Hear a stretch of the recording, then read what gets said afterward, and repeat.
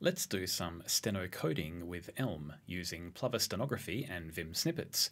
We're going to re-implement some of the examples on Elm's examples page here, specifically the buttons example, numbers, time, and quotes.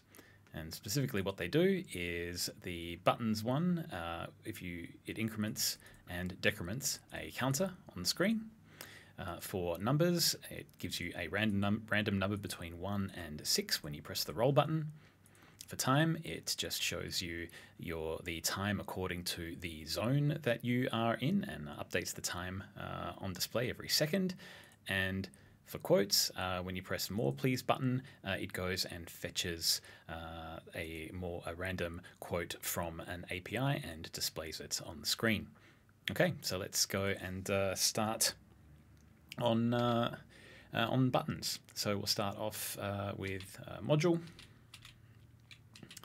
and it's going to require a main function, and this is going to be for a sandbox. So we'll have to implement the init, update, and view functions.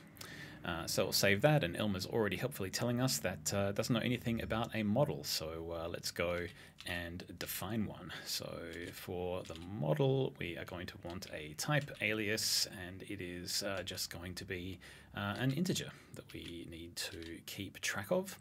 And for the messages, we are going to want two different types of messages for this application. One is going to be the increment message to increment the model, and another one is going to be to decrement the model. Okay, great. Elm's now telling us it doesn't know anything about browser, so we need to go and import that. So we'll do import, and we'll say I want to import browser, not as an alias, and I don't think that I need to expose anything here, just want to import the module. Great, so it's just telling us that we need to implement init, update, and view. So let's go and do that now.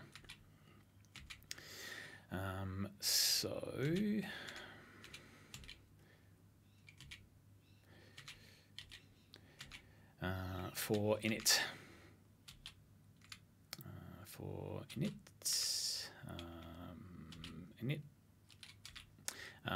we're going to do init for a sandbox, and we're just going to init the model to 0. Great. On to update, and that's also going to be for a sandbox. And for update, the first message that we need to handle is the increment message. So we're going to have increment. And what we're going to do is say I want to increment the model by 1. And similarly with the decrement message, we are going to want to take the model, and we are going to want to take away 1 from it. Great. Okay, let's go and do the view. So we'll do not views, but view, and also for a sandbox, let's keep the div, but we'll change the h1 tag here to a button tag instead. So we'll go, all right, single line, and we'll say that for the events that we need this button to deal with, we want to say that on click, this button should emit the decrement message, and the button text itself should be a string with a hyphen there. We also want under the button to say that I want div, and that's going to be a single line, and we want that to show the model. So the model itself is an integer, so we need to make that a string. We can do that by saying string from int, and we can pass in the model, and then finally we'll have the other button, whereby we'll say that on click, that particular button should emit the increment message, and that button should have text of plus. Okay, so Elm isn't still happy with us. It's saying I don't know anything about HTML, which is fair enough. We should go and import that as well. So we'll do import HTML, and we want to expose HTML there, but we're not done yet because we need to also grab div from HTML, button, and text. Okay, so now we're left with just two errors with onClick. OnClick is a function from the HTML events package, so let's go and grab that or import that HTML events, and we are exposing onClick. Okay, let's just zoom in on that and see if it works. Yeah, we're incrementing and we're decrementing. Fantastic. All right, let's move on to the next application, which will we'll just reset the zoom there, and let's go back over to the terminal, and it's going to be numbers. Okay, so what we are going to do is start off as per usual with a module, main module, and a main function, but this time it's not going to be for a sandbox, it's going to be for an element. It's not going to take any flags from JavaScript land, and we're going to have 4 functions to implement: init, update, view, and subscriptions. So similar as before, Elm's saying, hey, you need to tell me about your model, so let's do that. For the model, we'll want to have a type alias here, and we'll make it a record type. And for the first field, or for the only field that we're going to have for this, we'll say that we'll make it a die value, and that is going to be an integer value, and we're just going to get rid of the rest there. So that takes care of the model, but now the messages. Okay, so we have 2 separate types of messages we want to deal with in this application. The first one, we'll call it a roll, and we want this to be able to tell Elm to roll the dice and to give us to generate a random number for us, between 1 and 6 in this case. And then the next one, we are going to need to have a message called rolled, for when the Elm runtime returns that random number to us. So this rolled message here will have inside of it, when it gets returned back to us, an integer. It's the new rolled number. Okay, similar to before, need to go and import browser. So we'll do that. And now we're back to needing to implement our functions. Okay, so let's go and do that now. So first, starting off as per usual with init. We'll do init for an element, so we're not going to take in any flags there. And so what we're going to do here is we're going to do a record definition. And we're going to say that the die value starts off with a value of 1. I'm just going to get rid of the other field there, because it's only got 1 field in it. And we're going to keep this command as command none. We don't need to specifically do anything here. Okay, let's just move all of that up to be 1 line, and that's our init function done.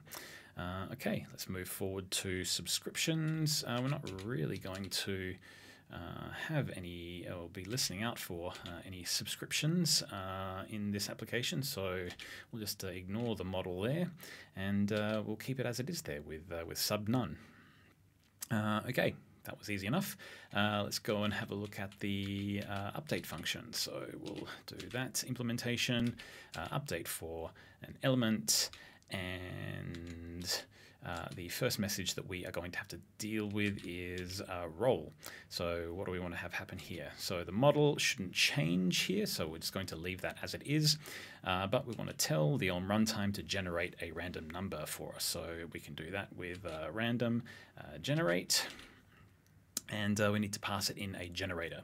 And the generator that we want to pass in this time is a random integer between 1 and 6. So let's do that. We'll say I want to do random integer,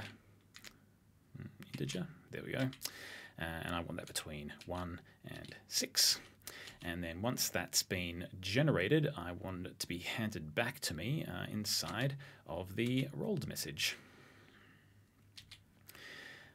Okay, so that is the first one, and then when the rolled message comes through, let's make that a match, and we'll do the rolled message. That will deliver us a value, and I want to return here now a tuple. And the first one is going to be, we need to, let's just redefine the record here, and we'll say that the die value,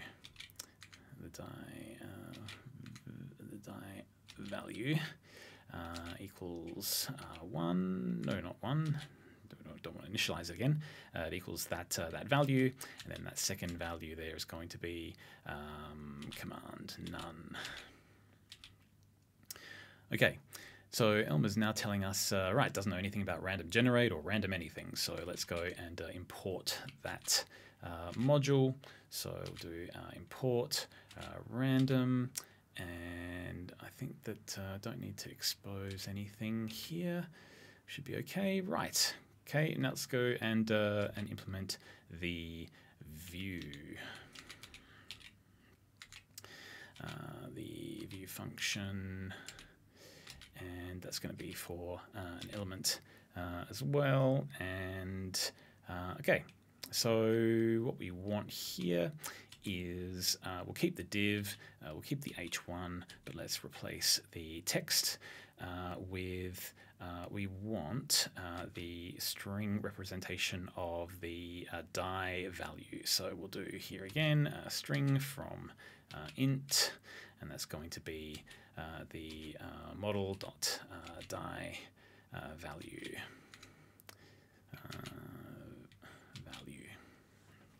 Okay. And then right, and below that, we're going to want to have a button, and for that button, on when it gets clicked, we want it to fire off the roll message, and we want the text of that button to also say roll. Okay, right, now we need to go and bring in all the HTML stuff. So import HTML, exposing HTML there, and then we're also going to have to bring in div,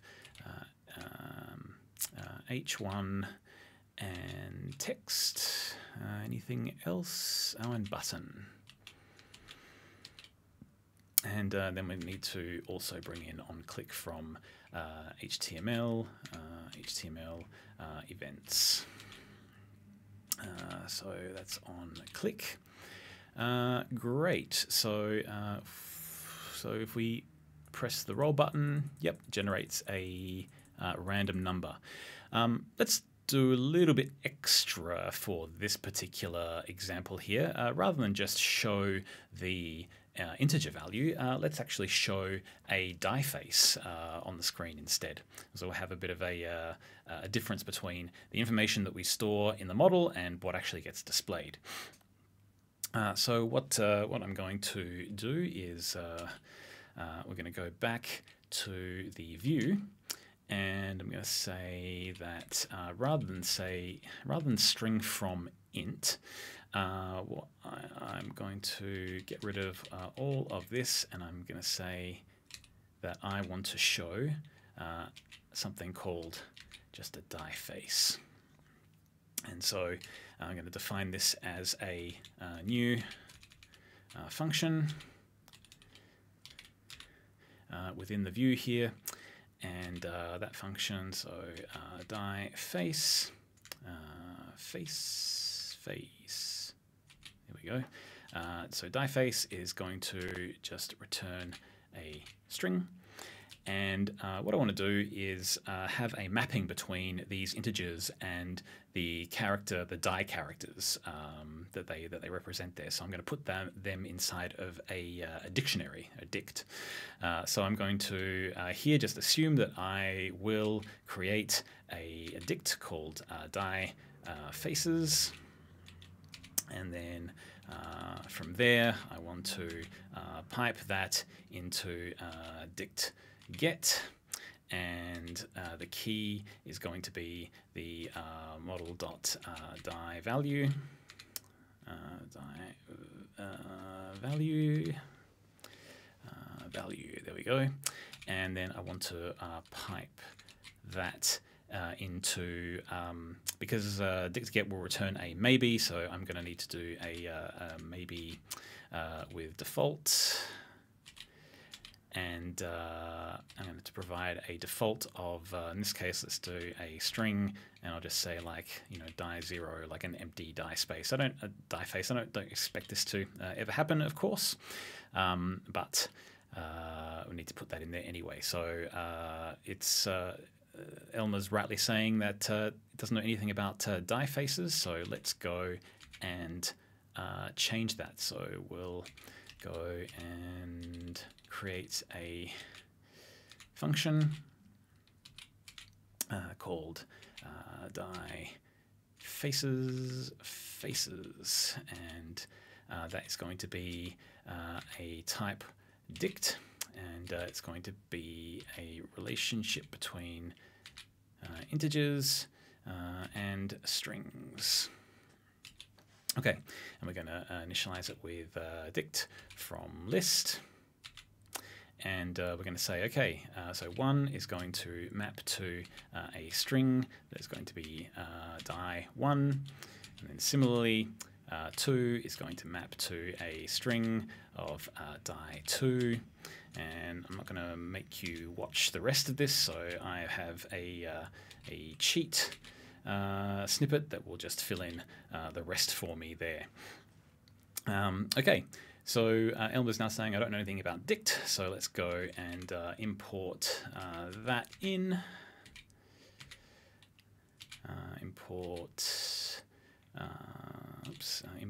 dict, and we need to expose the dict type, and cool, that looks like it worked. We'll just zoom in a bit there, and we'll roll. All right, so as we roll, we're now displaying die faces rather than just straight values. So that's probably a nice little addition to the original exercise.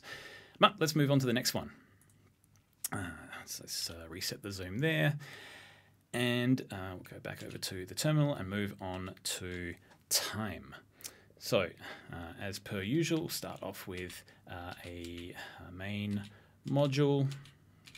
We know we're going to have to import browser here, so let's do that already. And while I'm at it, probably going to have to import HTML as well. So let's just do that now that I'm remembering it. And then we'll just do a main function here, and it's going to be for an element, not going to take in any flags. And then we'll have to implement init update view and subscriptions. Okay, right, so we need to create our model, and in this case our model is going to be a type alias. It's going to be a record type, and in it we're going to have time, which is going to be of type POSIX, and the other field we're going to have is a zone, which is going to be of type zone. And both of them need to come from the time module, so we need to go and import that. So let's do that. So import time, and we're exposing both POSIX and zone there. Okay, cool. So we still haven't got our message sorted out yet, so let's go and define that message. So first variant that we are going to want is, so as soon as we start the app, we are going to want to fire off a command that asks for the current time zone of the machine that it's or the local environment's time zone. So in this case, it'll ask the browser. We are going to want a message called fetched zone. Because when it comes back from fetching the zone, it's going to need to put it somewhere, and so we will put the zone in there. Next, we are going to want to have a message that refreshes the time every second with the current time. So we're going to call that message tick, and it is going to hold inside of it a POSIX type. All right, cool. Now we need to get down and implement our main functions. So let's get down to the bottom there, and let's start off, as always, with init. So we're going to do this for an element, no flags, but what we need to do is we're going to be doing a definition for a record. And so first thing we want to do is the time field here, and we're going to want to initialize that with basically the equivalent of POSIX 0. So we'll do like a time milliseconds to POSIX, and that's going to be 0. And then the next field is going to be zone, and we just want to give that most neutral time zone, and that can be time UTC. There we go. Okay, so that's it for the model init, but basically as soon as we kick off, we want to fetch the time zone. So we are going to kick that off by using a task. We're going to use task perform, and the task that we're going to ask it to perform is the function time here to get the zone, and then we want that to be passed back using the fetched zone message. Fetched zone. Okay. Right, Elm is saying doesn't know anything about task. Okay, let's go and import that. Where are we? So for task, import task. Probably don't need to expose anything there, I don't think. Okay, great. So now we need to go and do subscriptions. So let's go back down the bottom again, and we'll say subscriptions.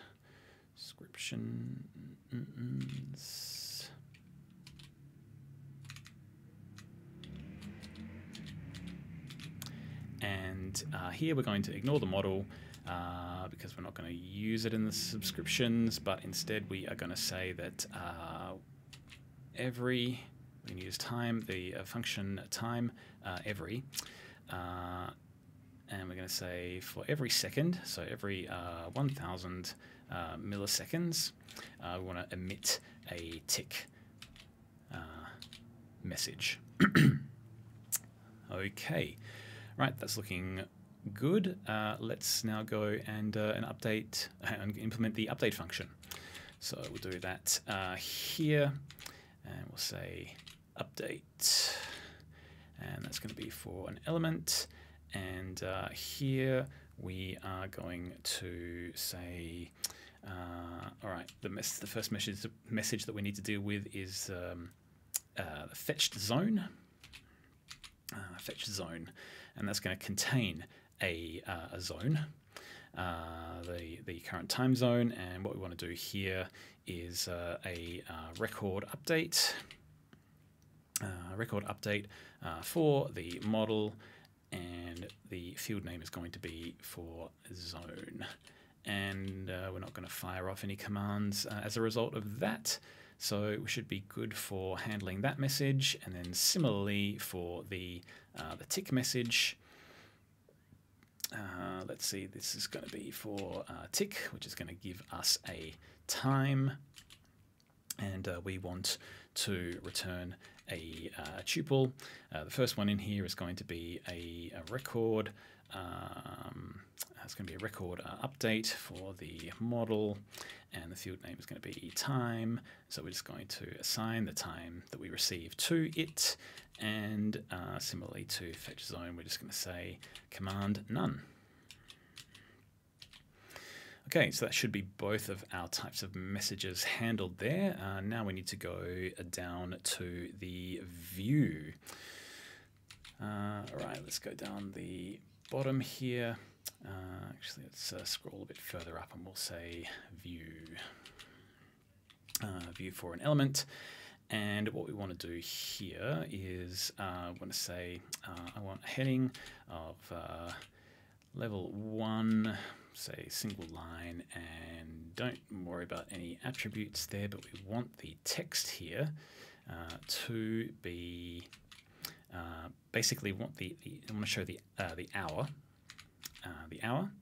and then we want to concatenate that to a string that contains a colon, and then similar to that, we're going to concatenate that to the minute, to whatever the minute is, and then we're going to concatenate that to another string again, colon string, and then we're going to concatenate that to the second. Okay. So what's Elm telling us now? So there's a bunch of things that we're missing, but let's go and just go as far as we can with what Elm is complaining about. So we need h1 and text from HTML. And okay, so now we're down to hour, minute, second. Right, so they're functions that we need to define here. So we're going to do that in functions within Elm here. So I'm just going to select this line and then do this, and let's just scroll up there, and I'll say okay. So this is going to be a function hour, and it's going to just return a string. And so what do we want to do with this? So in order to get the hour value from the information that we've got here, I can say time to hour, and that takes in the zone value and the POSIX. So in our case, it would be the time. Actually, I just realized, yeah, what I might do here is just, oops, I'll expand this out.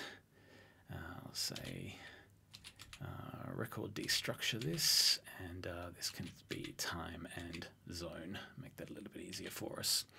Okay, so I can extrapolate out the hour from using this function time to hour, but we don't want to just display the integer, because the hour here might be 1 or 2, and we don't just want to display that. We want to display a 0, 1. It has to be always in a 2-digit displays.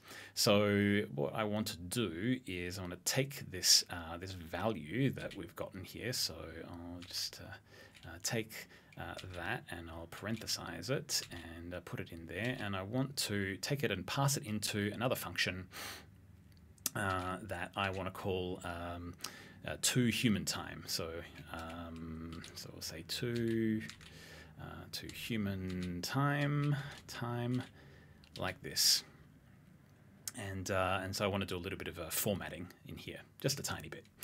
And so we'll do that in a we'll do that function definition here, and we'll call it to human time, not fame, but time.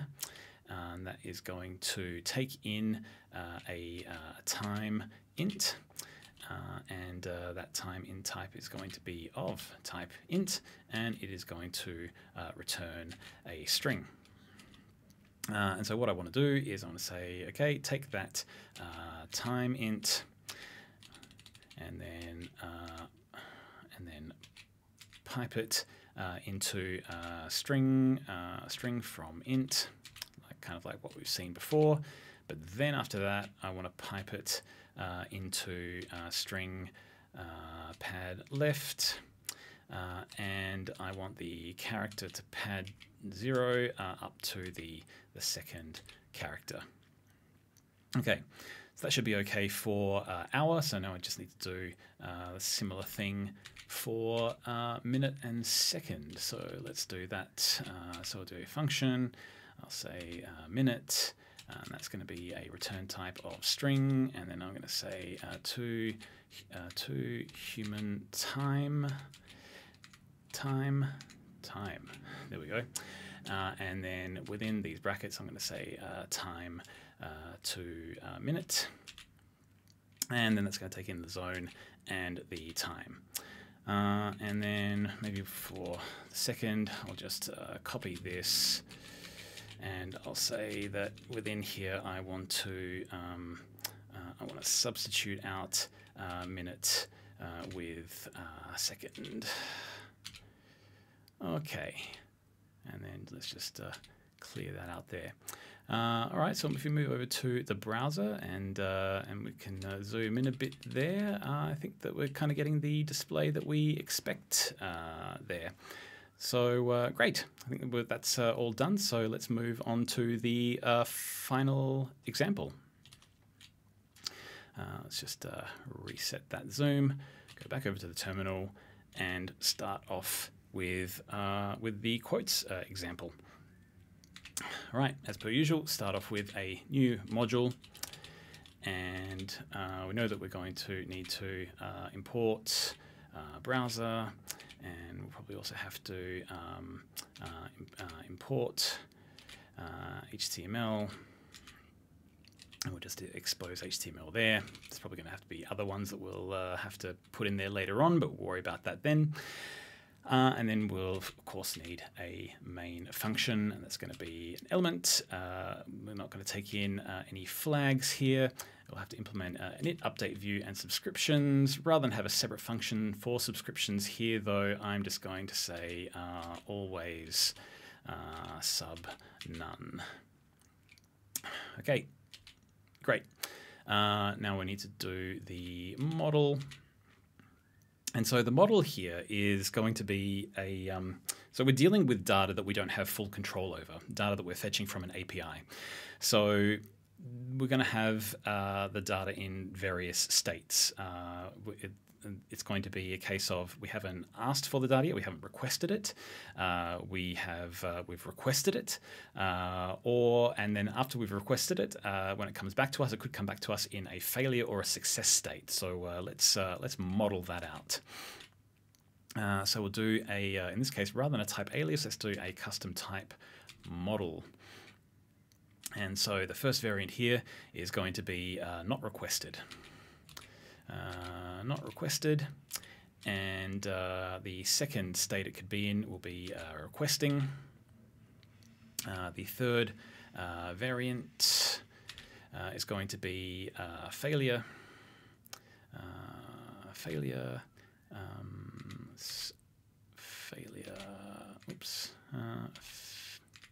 Failure. Right, and then failure is going to contain an error inside of it. That's going to be from HTTP, so we're going to have to import that soon enough. And then the final variant for this custom type is going to be for success. It's going to be for success, and that is going to contain the data that we want, which we'll call a quote. Okay, so already Elm is saying, hey, I don't know anything about this error thing, so let's go and tell Elm about it by importing from HTTP, and we're going to, expose error. And quote. Okay, so that is going to have to be a type alias that we define ourselves. And so this is going to be, yep, type alias quote. It's also going to be a record type. And so this is going to have 4 fields. It's going to have the author, which is going to be of type string. The next is going to be a source, which is going to be also of type string. Then we want to put another field in here. It's going to be field type. And then the next field is going to be the quote itself. That is also going to be of type string. And then we'll do a final field type, which is going to be the year, and that compared to the rest is going to be different. It'll be of type int. Okay. So now Elm is telling us, right, message. We haven't defined that yet. Let's go and do that. So we want to do message. Now, the messages should only really be 2 that we want to deal with. The first one should be to just go and fetch the quote. So we'll call that fetch quote. And then the second one will be the fetched quote. So fetched quote. And that is going to contain inside of it a result type. So a result type, which will contain an error and then a value of some sort. In this case, it's going to be a quote that we want. Okay, so now Elm is saying time to implement all of the required functions of main. So let's go and get that kicked off. So we'll start off as per usual with init. That will be init with no no flags. And we're going to start off here with the state is going to be, well, we haven't got the quote yet. We haven't made the call out to the API, so we're going to say not requested. But the first thing that we want to do when this starts is to request the data. So we want to fetch the quote. Want to kick off the fetch quote message. So we do that by kicking off a task. So we're going to say task perform, and the task is going to be just task succeed, and the operation is going to be fetch quote. And we don't need a function here that will translate fetch quote into a message, because it is itself a message. So we're just going to give it the identity function there to pass it straight through. Okay, Elmer's saying, all right, don't know anything about task, so let's go and import that. Import task, and I don't think we need to expose task. No, okay, cool. Great, so that's init done. Let's go and do update.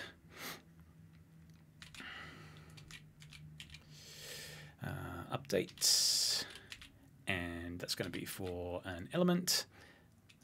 Actually, let's scroll a bit further up here. Right, so first message, fetch quote. Fetch quote. So what we want to have here is, as we are fetching the quote, we are going to want to change the model from not requested to requesting.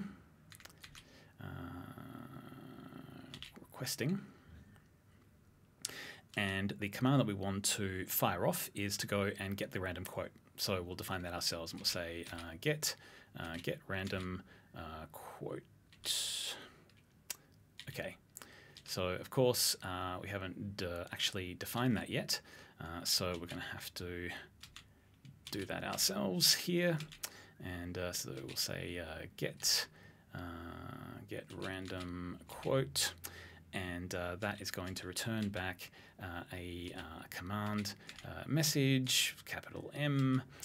And in here, this is where we fire off the HTTP GET request. So we say HTTP GET, and the URL for this is at Elm, and then that's elmlang.org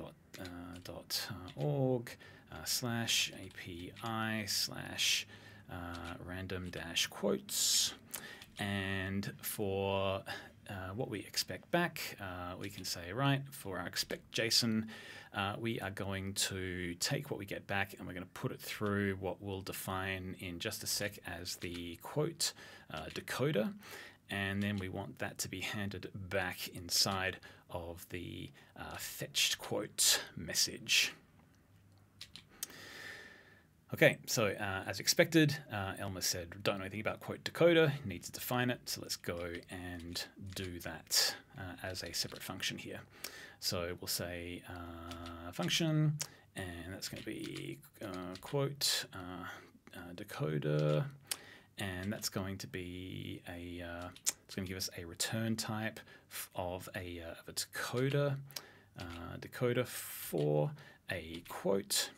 And we're going to use leverage the JSON decode map4 function to do that, because we've got 4 fields. So we're going to say decode map4, and we're going to have this value function just be a quote. And now we have to go and do a define a decoder for every field. There's going to be most of the same. We're going to say that we're going to decode a field that is a string, and that field name is going to be the author,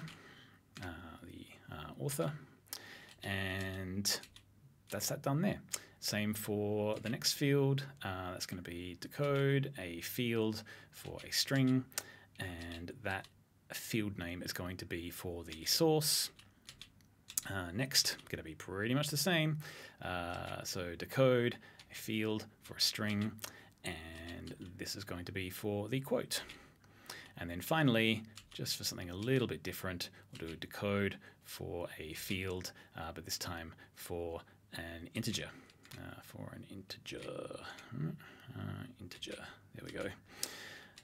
And that is going to be for the year. Okay, so Elmer's now saying, I don't know anything about decoder. So let's go and bring that in. So we're going to have to say import JSON decode, I think. And yeah, we want to import it, alias it as decode here, exposing the decoder. And okay, that is looking good.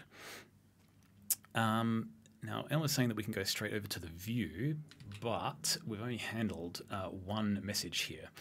We still need to handle the fetched quote message, because that's going to return to us a result type, and we need to be able to figure out a way to store that in the model. So we're going to say, let's just bring that up here, and where were we? Let's go, oops. Ugh.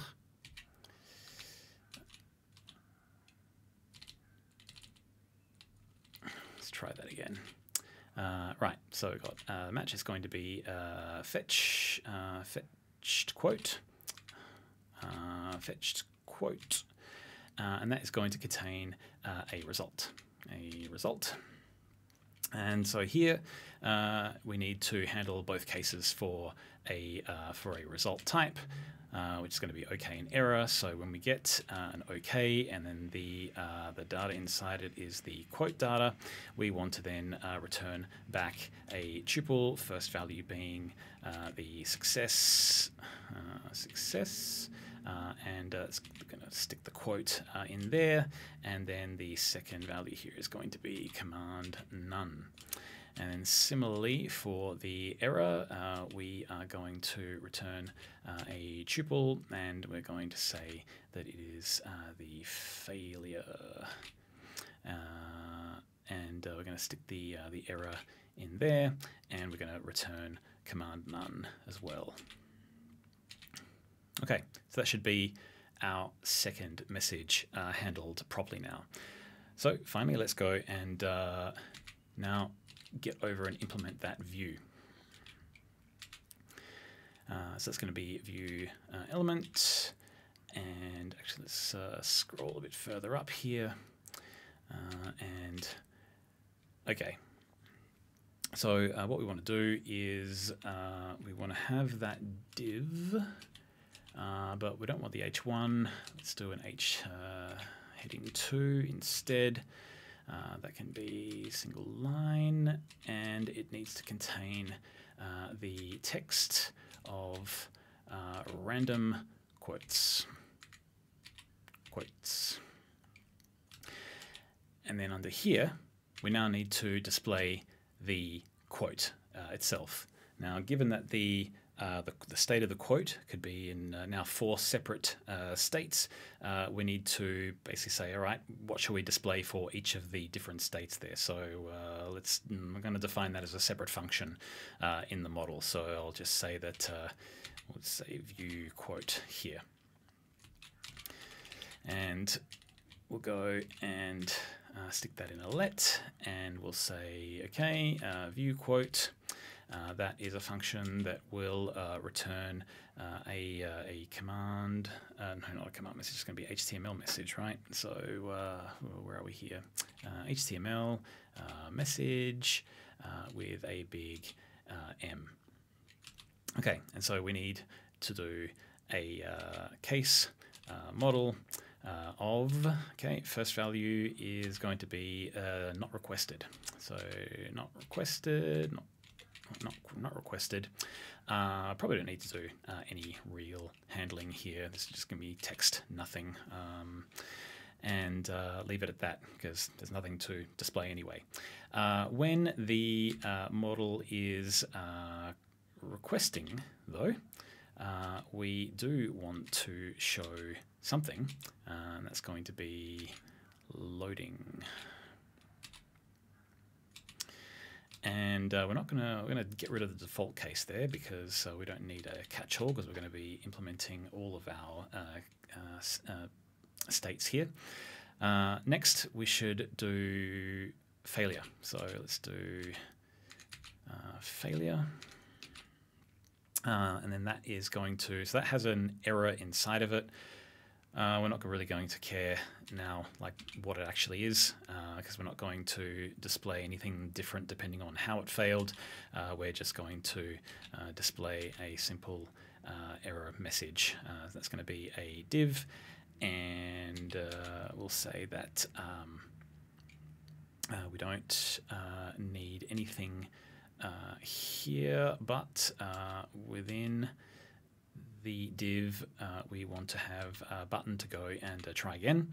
So we'll say that is going to be a button that on click should go off and request, or fire off the fetch quote message. Fetch quote message, and the text of that button should be try again. Try again. Try again. Okay, and then below the message there, we should have a paragraph tag, and we can have that just say that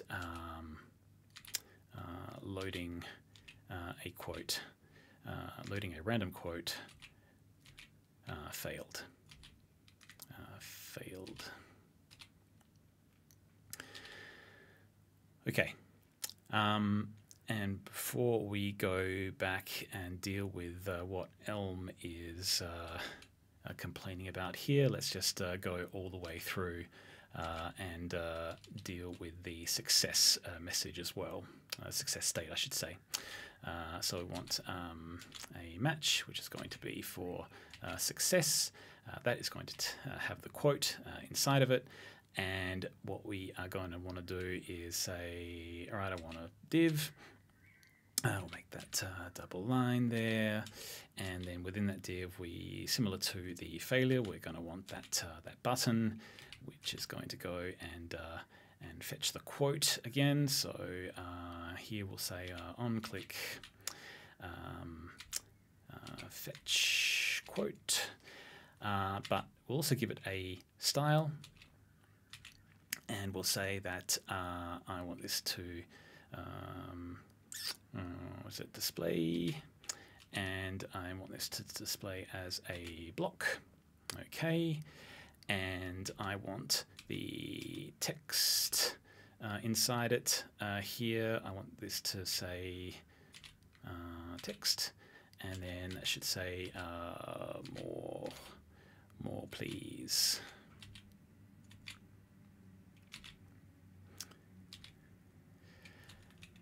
That's looking, definitely want this to not be here. Right, this looks a bit better. Okay, but underneath the button there, I of course want to then go and actually display the contents of the quote. So let's do block quote. And that's going to be a single line here, and we're going to say that I want to display the text of the quote. So in this case, it's going to be the quote dot quote. And then underneath that, I'm going to want a paragraph tag here, and that's going to be, I think, double line. We'll give this a style of text align with right, and then within it we'll say that we want to give it some text of an M dash with a space, but also we'll stick in a cite tag. That's going to be single line, and we'll stick the source of the text in there. So we'll say, where are we? Quote.source. And then underneath that, we're going to want some more text for the author. So this is probably going to be a little bit long to concatenate together. So let's extract this out into its own function. And so I'll just say I just want the text of the author there. So let's now go and just highlight all of this, and we'll now say that author here is a function that just returns a string, and we'll say that this is going to start off with a string with space by, and then down the bottom we're going to have concatenation with the quote dot author information, and then we're going to have we're going to concatenate that to another string and open up parentheses that's then going to contain the year. In order to get the year, we need to go string from int, and that's going to be the quote dot year here, and then at the very end we need to close off that bracket with a string. Okay, so that should hopefully be it for the view, but now we need to go and make sure that we've imported all the functions that we need to. So let's go back up the top there. So text, that needs to come through via HTML, so we need text here, we need div there as well, button, and the p tag, and then okay, let's do on click. So we'll say import HTML events, and that's exposing then on click, and style. So that's import HTML attributes, and so that's going to be style in there. And now we need to go back up to HTML, back at the end there, where we need to go and import block quote and cite. Oh, and also H2. Okay, that looks like it is working. Let's move over to the browser, and we'll zoom in a bit there. And let's go and click more, please. Yep, we're getting back our random quotes. let's just do a quick double check about the error state. And let's say that we're going to enable network request blocking. We're going to block the random quotes API, and loading a random quote failed. Okay, great. Let's get rid of that request blocking again, try again, and we're back to receiving quotes again. Cool. So I think that's it for quotes. I do have an alternate implementation of quotes on the companion GitHub repo for this demo here, which uses the JSON decode pipeline for decoding and the remote data package for the state, or for the model here. So I've instead of what I had, I've got web data here instead, and so you can go and check it out if you are interested in a slightly different way of solving this problem. And so that's it. This has been completing some Steno coding in Elm with Plover stenography and Vim snippets. Thanks very much.